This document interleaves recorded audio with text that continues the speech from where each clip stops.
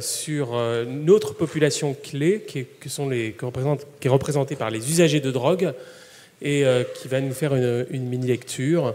Donc Patricia travaille dans mon équipe à Marseille. C'est un plaisir bien sûr de travailler avec elle et elle a une grande connaissance sur cette question des usagers de drogue et on va tous écouter avec attention sa présentation. Donc, tout d'abord, merci Bruno. Tout d'abord, je voudrais remercier les organisateurs pour m'avoir invité. J'ai légèrement complété les titres de la présentation comme les usagers des drogues, entre guillemets, identité, risque et bénéfices. Donc, tout d'abord, qu'est-ce que ça veut dire drogue? Donc, quand on regarde Wikipédia, on parle d'un composé chimique, biochimique ou naturel qui est capable d'altérer les fonctions, les activités neuronales. Il y a en fait, dans le concept des drogues, c'est vrai qu'il y a deux aspects importants. La nature des effets biologiques qui sont produits par la drogue, proprement dite, mais surtout, et ça c'est très important, c'est les rapports que les consommateurs entretiennent avec les drogues ou la drogue. Or, il y a eu un changement très important récemment avec les DSM-5 qui a en fait modifié un petit peu la définition qui était ancienne d'abus ou dépendance aux drogues pour la remplacer avec un nouveau concept qui est les troubles d'utilisation de la substance et surtout une définition qui permet aussi d'élargir le spectrum des drogues dans un sens plus large. Donc on aura à travers l'utilisation du terme craving, c'est-à-dire que ces critères de fort désir ou de besoin d'utiliser la substance est rentré désormais dans la définition d'un trouble d'utilisation de la substance. Donc on voit bien qu'il n'y a pas que des drogues substances, mais il y a aussi d'autres des comportements qui peuvent être des drogues. Donc on passe à Internet, on passe aux jeux vidéo, mais on passe aussi à, par exemple, il y a des personnes qui sont addictes au sport. Donc disons qu'il y a d'autres types de comportements. Donc je me suis servi de Bob l'éponge parce que je trouvais ça drôle et surtout pour pouvoir indiquer un peu les drogues dont on va parler un tout petit peu brièvement. Et plutôt que faire un plan, je préférais vous présenter l'étude de Nat qui a été publiée désormais il y a un peu de temps. Mais c'est extrêmement intéressant parce qu'il a permis de faire une classification sous la base de la dangerosité des drogues, dangerosité pour les personnes, pour les usagers, mais pour les autres également. Et là, en première position, on trouve l'alcool, suivi par, je mets les lunettes parce que c'est très petit, par l'héroïne et toute une classe de stimulants qui vont du crack à la méthamphétamine et à la cocaïne. En fait, après, on trouve les tabacs qui est licite, les amphétamines encore, et beaucoup plus tard les cannabis à cause des dégâts qui sont associés essentiellement dans la population jeune. Alors, bien sûr, vous êtes beaucoup plus experts que moi sur l'impact de l'alcool sur la santé. Donc, on n'a pas besoin d'aller dans le détail, mais il y a des revues récentes qui mettent à jour un peu le rôle de l'alcool sur la fonctionnalité hépatique dans le contexte de l'inflammation, en particulier liée au VIH ou aux hépatites virales, et dans le processus de vieillissement qui concerne les personnes vivant avec le VIH et les hépatites. Disons que nous sommes, sur le point de vue santé publique, c'est intéressant de savoir que les individus qui ont une consommation à risque sont plus susceptibles d'être infectés, mais aussi d'infecter les autres, non seulement à travers les comportements sexuels, mais aussi à travers les comportements d'injection, parce qu'ils ont plus de pratiques à risque quand ils sont sous l'effet de l'alcool, et ça a été démontré largement. Alors, au niveau des réductions des risques, par exemple, on sait que les traitements de substitution sont moins efficaces dans le contexte d'une co-consommation d'alcool, mais également des interventions comme l'intervention à Early. L'étude Early a permis de mettre en évidence que la consommation d'alcool est une barrière. En fait, c'est quelque chose qui a un impact aussi négatif sur les pratiques à risque, malgré l'intervention. On connaît bien toute la littérature sur le facteur qui est plus important même que l'usage des drogues, la consommation problématique d'alcool qui impacte l'observance aux antirétroviraux. Mais on a une bonne nouvelle, que les interventions qui permettent de réduire, donc de contrôler cette consommation, permettent aussi de contrôler ses conséquences. Une question qu'on s'est posée dans le contexte du VHC, est-ce que la guérison de l'hépatite C permet d'inhiber les comportements additifs ? Et en fait, nous avons fait une étude dans le cadre de la cohorte EPAVI qui a mis en évidence qu'il n'y avait pas vraiment d'augmentation de consommation des drogues, mais par contre qu'il y avait une diminution de consommation d'alcool qui était significative. Alors, une question qu'on me pose souvent, quand on regarde en ce moment l'accès aux opiacés aux États-Unis, au Canada, et tous les problèmes qu'ils rencontrent au niveau des overdoses, et du VIH, parce que le VIH commence à réaugmenter aux États-Unis, c'est est-ce qu'il y a le même risque pour la France ou pour d'autres pays francophones? Alors, il faut savoir que les États-Unis, c'est un cas très particulier où, disons que cette épidémie d'overdose a commencé avec une prescription d'opiacés qui ont été utilisées aussi par l'entourage des personnes qui ont les prescriptions. Et ces personnes qui n'avaient pas de tolérance ont été victimes des overdoses. C'est particulièrement ces personnes, pas les personnes qui ont eu la prescription. Ensuite, toutes les mesures utilisées aux États-Unis et au Canada pour restreindre l'accès à ces opiacés ont fait arriver au fur et à mesure d'autres substances sur le marché noir, en particulier l'héroïne est réapparue. Et donc, des personnes qui utilisaient des opiacés oraux sont passées à l'injection. Et donc, l'épidémie du VIH, de nouveau aux États-Unis. Et ensuite, les plus graves, qui ont mis encore des mesures restrictives pour ne pas avoir l'héroïne. Et est arrivé le fentanyl, qui, comme vous voyez ici, a une puissance extrêmement importante. Vous voyez ici les trois... Je ne sais pas s'il y a un pointeur. Bon, en tout cas, on le voit bien. Par rapport à l'héroïne, le fentanyl est extrêmement puissant. Donc, ici, dans les graphes à droite, on voit bien ce qui s'est passé aux États-Unis, c'est-à-dire que toutes les mesures qu'ils ont mises en place, plutôt que augmenter l'accès au traitement de substitution, par exemple, ou l'accès aux soins pour les personnes dépendantes, ont facilité l'arrivée d'autres produits dans les marchés noirs et qui ont encore augmenté les overdoses et qui ont augmenté le VIH. Alors, la question, est-ce qu'il y a un risque pour nous aussi de se trouver dans la même situation? Alors, la réponse est non. Il n'y a personnellement, et pas que moi, mais aussi d'autres personnes pensent qu'il n'y a pas de risque, parce que, pour plusieurs raisons. Première chose, parce qu'il y a une réglementation de la prescription et d'autres alternatives analgésiques dans nos pays. On n'a pas subi les marketing pharmaceutiques qu'ont subi les États-Unis et le Canada en termes de prescription. On a une criminalisation, donc aux États-Unis, une criminalisation en pression policière très importante pour l'utilisation des drogues. Les marchés des drogues avaient des produits qui étaient extrêmement bas en termes de prix et qui ont facilité l'accès à ces produits. Mais surtout, il n'y a pas beaucoup de traitements de substitution dans ces pays.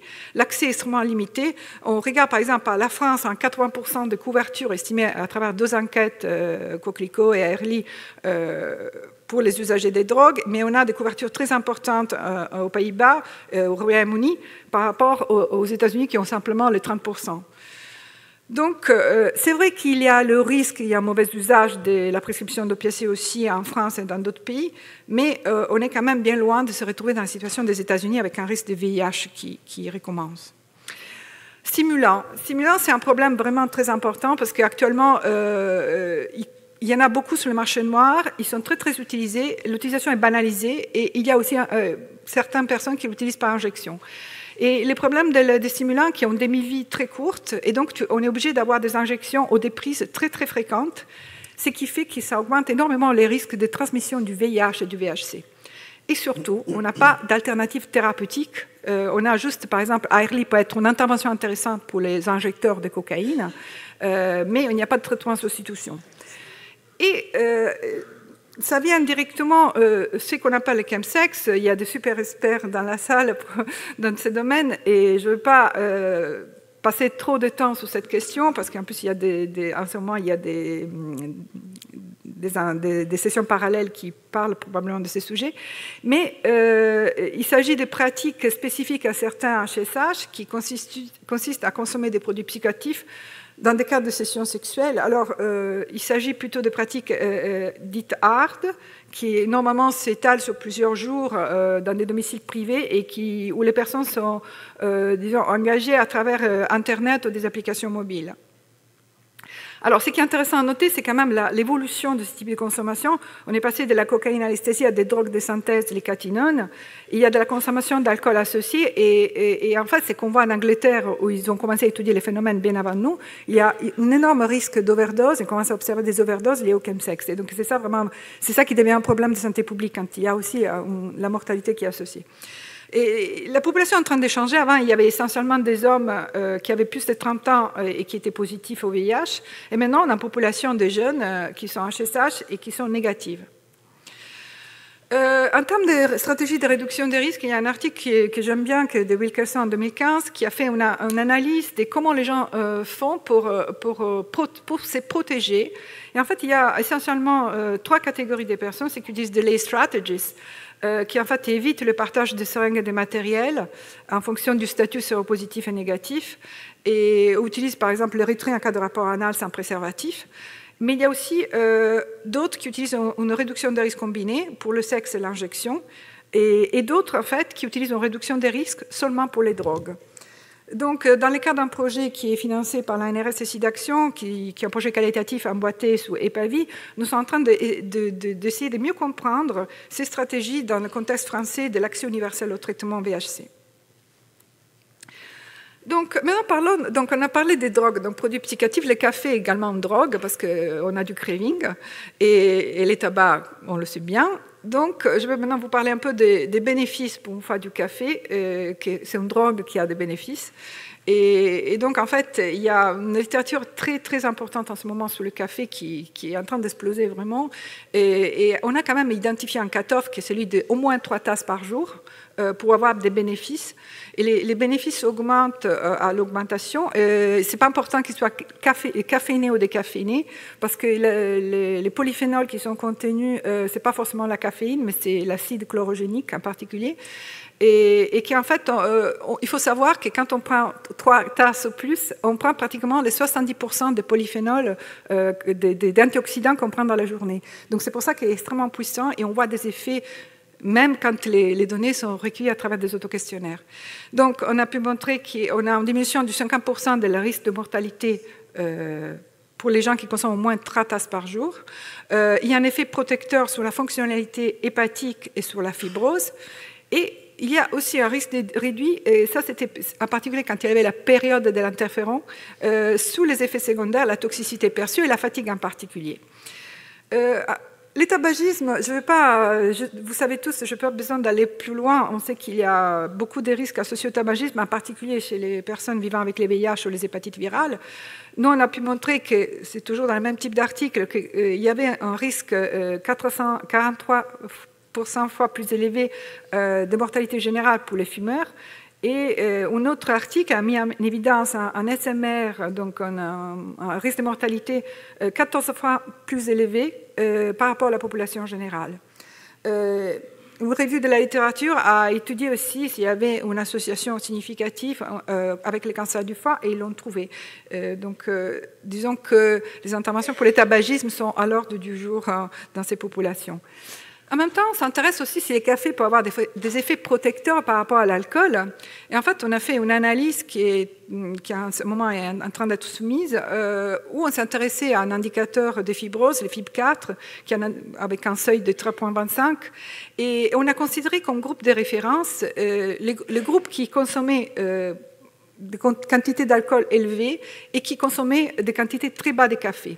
Et en fait, quand on regarde le risque d'avoir une fibrose avancée par rapport à cette population qui ne consomme pas beaucoup de café, mais consomme beaucoup d'alcool, on voit que quand on regarde les risques, on a 0,23, ça veut dire que le risque diminue à peu près de 75% pour les personnes qui ont une basse consommation et non-consommation d'alcool.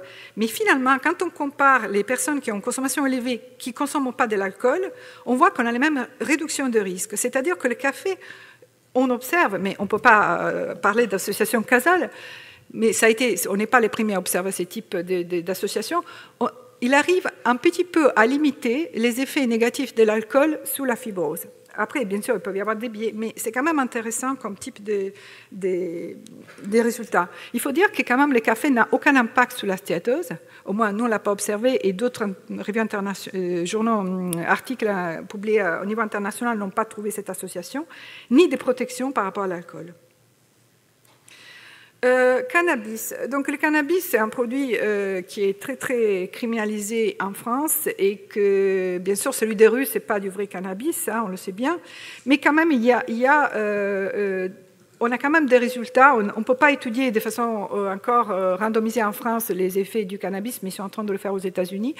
Mais on a pu mettre en évidence quand même qu'il y a consommation de cannabis est associée à une réduction du risque d'insulinorésistance de 60%, qui est quand même pas, même quand on prend en compte d'autres facteurs qui peuvent être associés à l'insulinorésistance, et qu'il y a aussi une association avec une réduction du risque de stéatose, c'est-à-dire la consommation quotidienne nous fait observer, en fait, la consommation quotidienne est associée à un risque réduit de stéatose, même quand on prend en compte d'autres facteurs, dont aussi l'index de masse corporelle, et que les résultats, finalement, sont consistants en population générale. On retrouve exactement la même chose, et en particulier une énorme étude qui a été publiée, qui vient d'être publiée sur Liver International en 2018, met en évidence qu'en fait, il y a un effet protecteur aussi par rapport à la consommation d'alcool, un peu comme le café par rapport à la stéatose, la stéatopathie alcoolique, la fibrose et la cirrhose. Et ça, c'est une étude en population générale. On pense que c'est les cannabidiols qui pourraient être impliqués dans cette relation. Il y a un certain nombre d'études qui expliquent pourquoi. C'est un mécanisme assez complexe. Mais on sait déjà que quand on regarde sur clinicaltrial.gov, il y a déjà des études qui sont en train d'étudier l'effet des cannabidiols sur le risque de diabète et de stéatose. Parlons aussi d'une drogue qui est très oubliée, et c'est le sucre. Alors, le sucre qui soit naturel. Ça fait déjà 15 minutes. Oui, j'ai fini. Je vais juste te dire.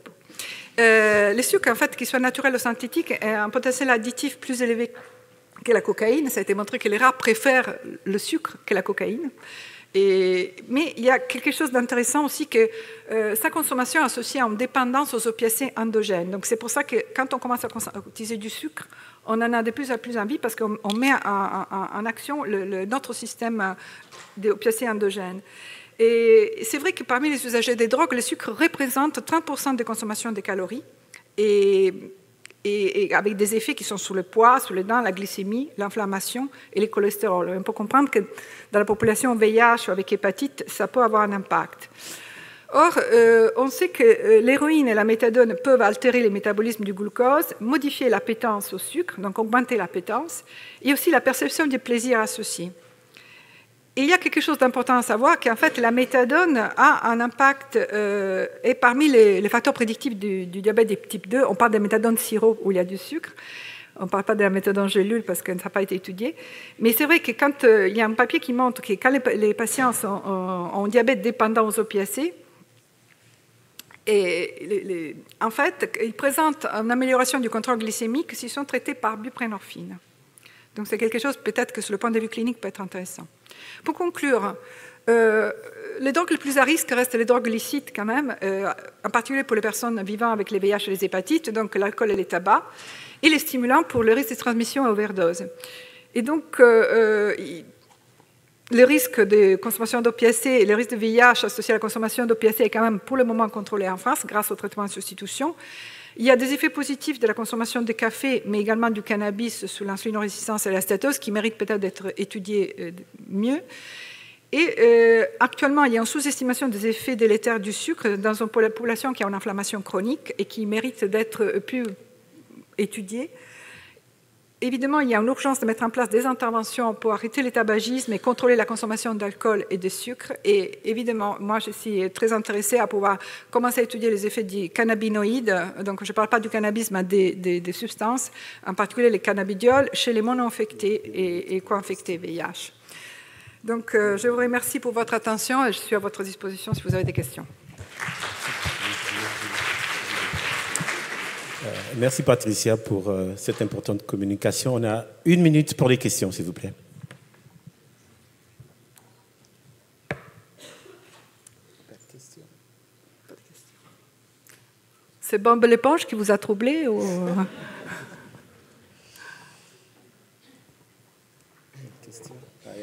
Bon, juste une question rapide. Juste, Mathieu Brancourt, je travaille pour la revue Remède de Aide.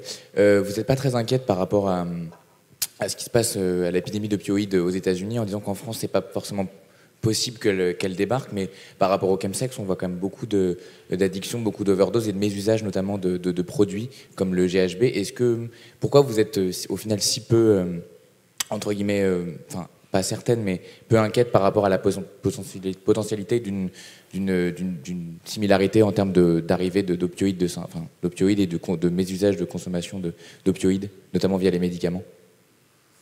Je ne suis pas particulièrement inquiète pour une raison assez simple, parce que, en fait, bon, évidemment, on a une situation qui est complètement différente des États-Unis. Une couverture de 80% de la population dépendant aux opiacés est une couverture importante. Et il y a un article qui a été publié sur le Lancet qui s'appelle Zurich Experience, qui a montré que quand on arrive à des couvertures de ces niveaux, c'est très difficile de générer des nouveaux usagers des opiacés. C'est très difficile. Et donc, d'un coup, en fait, ça permet de contrôler. On a parlé tout à l'heure de contrôle. Là, on est dans une situation un peu de contrôle. Et l'accès vraiment à la substitution n'est pas très difficile en France, parce qu'il y a aussi la médecine générale qui est impliquée, ce qui n'est pas le cas des États-Unis. C'est-à-dire qu'il y a médecine générale, mais c'est faux. En fait, c'est juste un certain nombre de médecins qui sont habilités à prescrire certains médicaments, même pas la méthadone, qu'est la buprenorphine. Donc, je pense qu'il n'y a pas... Après, le risque, je sais que même dans le contexte du chemsex, c'est là de l'utilisation des opiacés. Et ça, c'est un vrai risque, parce que quand ils sont mélangés à la cocaïne et à l'alcool, il y a un risque d'overdose mortelle. Donc c'est sûr que ce risque existe, et il y a une réduction des risques à inventer pour ces populations, parce que je pense qu'ils ne se rendent pas compte, même on sous-estime les effets des drogues et les risques potentiels, surtout quand elles sont prises pendant 3 jours. Merci Patricia.